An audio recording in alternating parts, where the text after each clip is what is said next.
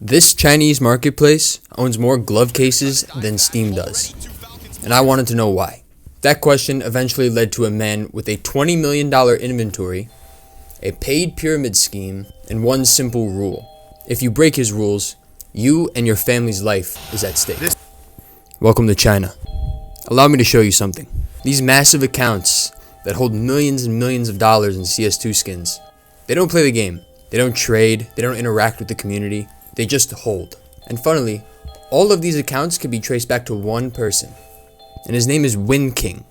He's a daily streamer on the Chinese equivalent to TikTok, Douyin. He is very well known within the Chinese community and has a massive following. Funnily, his Steam nickname translates directly to never selling. But when you realize all of the things in his inventory are not his, but rather his subscribers and followers, the dynamics and how you should think of the price of your skins changes fundamentally.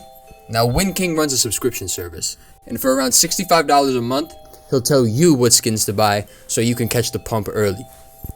Now, as an American male growing up in the 2010s and 2020s, if pumping CS2 skins and flipping them actually made you a significant amount of money, you would simply not have enough time in the day to be running a whole complete course and subscription service, which means that your money comes from the course itself. And that's because the subscription is tiered, and it should look very familiar if you don't live under a rock. The higher, more expensive tiers get the pump calls early. The lower tiers can get it up to 2 to 3 weeks later. And by the time the people on the lower tiers are buying, the people on top are selling to them. Combine this with a 7-day trade hold on Steam, and these subscribers at tier 1 lose a lot of money in the process. One gentleman who joined on Arrow's stream a few nights ago claimed that he was in the service for 4 months as a subscriber. And in those 4 months, he made profit 2 of those months. A 50% success rate on a Steam market that literally 95% of shit goes up. They're paying to lose. But because of his cult-like influence and cult-like rules that guide the subscription service, it's kind of hard to get out. And that's where it gets dark. Because even the guys at the top can't take profit when they want. Windking doxes people who sell early. Family addresses, phone numbers, just showing them that he knows. His own members are trapped. They pay to get in, and they either have to pay more to make the situation profitable, or they risk their and their family's well-being by trying to get out. It was highly speculated after the knife trade-up update that at least one Chinese gentleman ended his own life after losing most of his position by taking out a loan on CS2 skins. So if you're going to protect yourself or position yourself in this market, you need to understand how Windking and other Chinese pumpers choose their investment targets.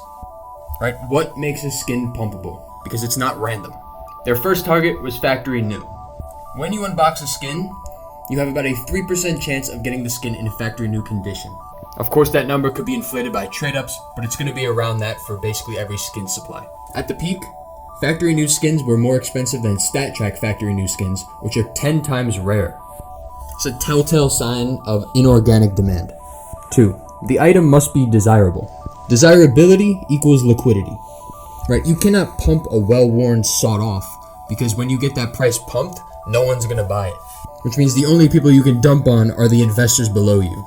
And if the investors below you see no type of gain, even if it's unrealized, they're going to very quickly lose trust and stop subscribing to your service.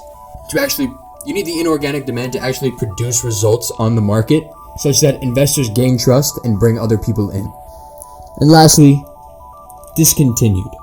Now obviously this is not the case for every skin the Chinese pumped. However, it does make the operation a whole lot easier. And that's because supply is locked. They don't have to worry about new skins coming in. But even with trade-ups happening, their manpower buying 10% of the supply every day is going to outdo the 0.5% increase in supply that happens from trade-ups every day. And if they control the discontinued supply that trades up to it, then you're even in a better position. Right, the best examples of this were the AK Hydroponic in Factory New, which went to over $9,000 from around 2, and the M4 Hot Rod, which went to $4,000 from around $350 a couple of years ago. But their recent operation, Cases, was their best play yet. Now, the knife trade-up update actually benefited Cases a whole lot, because the ROI effectively doubled. Right? In 400 cases, on average, you would get 1 knife. Now you would get 2, because you could trade one up and receive one. So because supply of knives technically doubles, and thus ROI is higher, case prices should drift up and knife prices should drift down until an equilibrium is reached in which ROI matches pre-update levels. And that's what would have happened if there is no manipulation. However, Windking didn't wait. He bought the supply of cases and the supply of trade-up reds at the same time. So he priced everyone out from trading to the high-tier gloves, and he brought the case up to its fair value. So technically, the glove case at $35 actually matches the ROI that you should expect from opening one. But if he had not intervened, it would have found a middle point between 20 and 40, wherever it is now. And gloves would have decreased.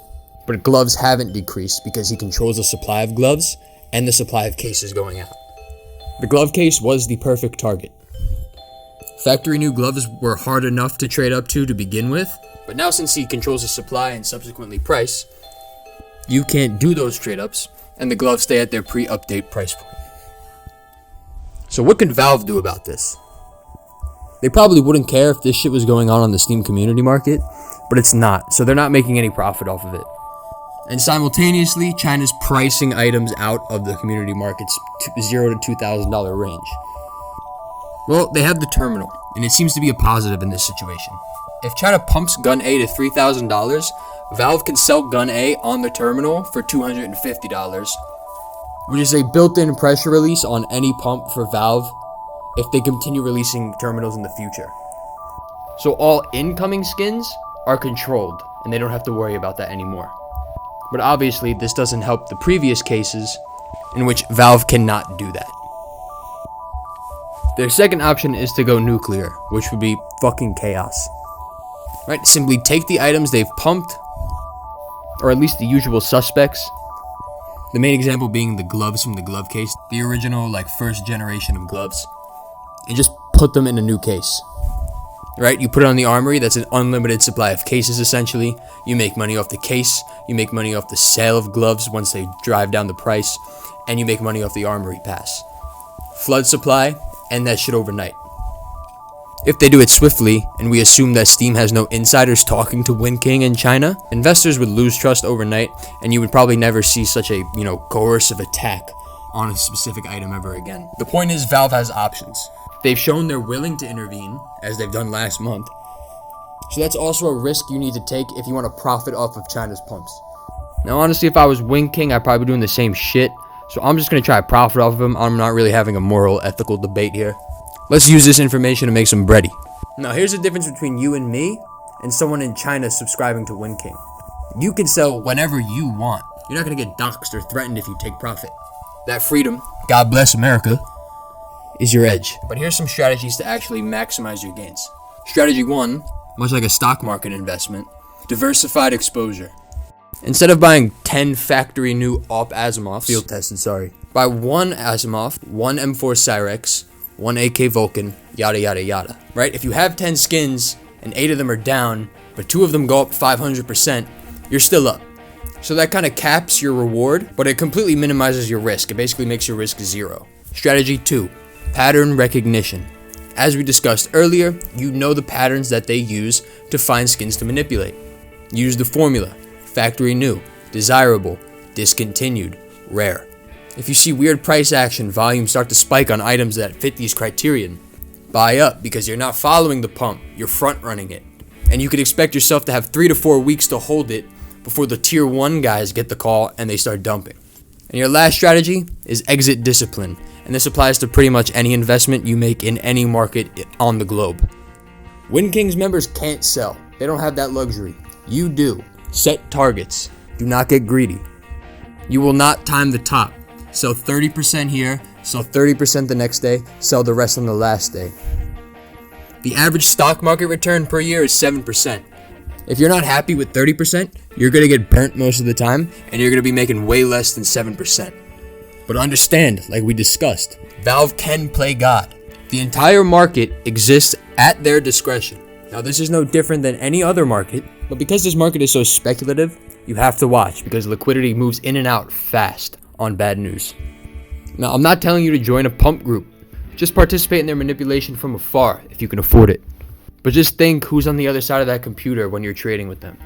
It could be just one dude in Sweden, or it could be 3,000 dudes in China with an inventory equal to the amount of an ETF, a pyramid scheme running the operation, and a willingness to use brute force if someone dares step out of line. But now you know they exist, so trade accordingly and make some money.